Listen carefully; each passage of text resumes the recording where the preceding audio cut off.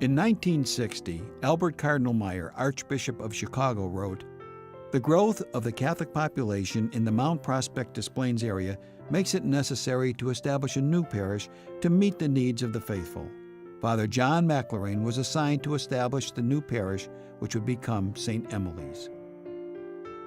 Well, when I got here, it was like moving out to the country. There was nothing around here, and I think there was very few things up there between Central Road and 83.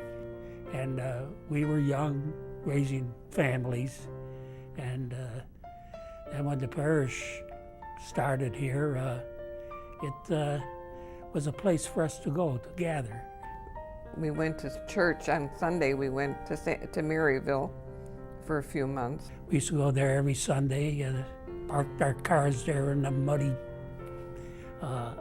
area over there, and walked over to the gymnasium there. They had a nice, they fixed up for us to have a Mass on Sundays. And finally, they broke ground here. I was here on these grounds here when they broke ground.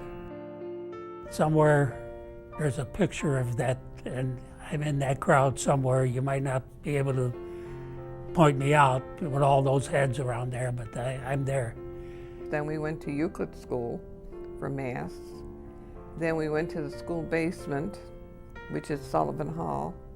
And then we went to the classrooms in the West Wing, and then into the gym, and that was when they started building the original church.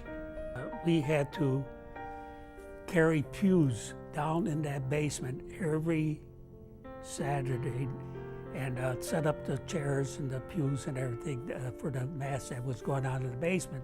Father McElrain was believed very much in Catholic education, and so he built a school. Father McElrain felt a school was an integral part of a parish and often commented, "If I build a church, we might not get a school. But if I build a school, we will certainly get a church." Father McElrain was, he was a tough one, but he was a good one. And I'll never forget when he had his first little office in one of the homes here in Blewett. He didn't have the rectory like they have now. And my husband and I went there for something, I don't remember what it was, and he was talking to somebody, and he said to this man, "I don't care if you put 50 cents in that envelope, but use it every week, even if it's 50 cents, I don't care, you should use it." And that has always stayed in my mind, that no matter how little money I had, something had to go to the church. When they started the fundraiser to build the new church, Father McElrain, our pastor, he would come along with other men to meet with people in their homes to ask them to make a pledge for the building of the church. And when they came, they would bring this little bank as a reminder to bring money for the building. The 50 years I've been there, we made such wonderful friendships, lasting friendships, and we still make new friendships now. We used to run picnics together with the ushers, and we used to run dances. We used to have New Year's Eve parties. There was such a vibrant parish. There was always something going here. So we used to have our donut making once a month, and we used to have crews. And there were 3 of us that used to be there all the time. The fellow who ran it was Tony Campana. We used to mix the dough by hand.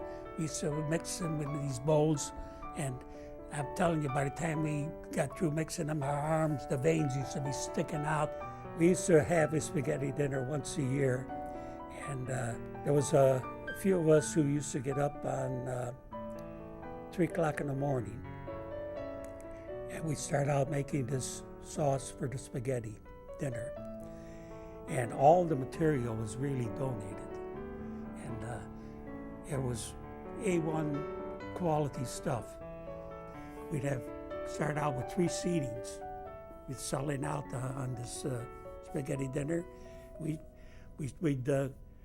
cooked the spaghetti and everybody was happy. Spaghetti and meatballs.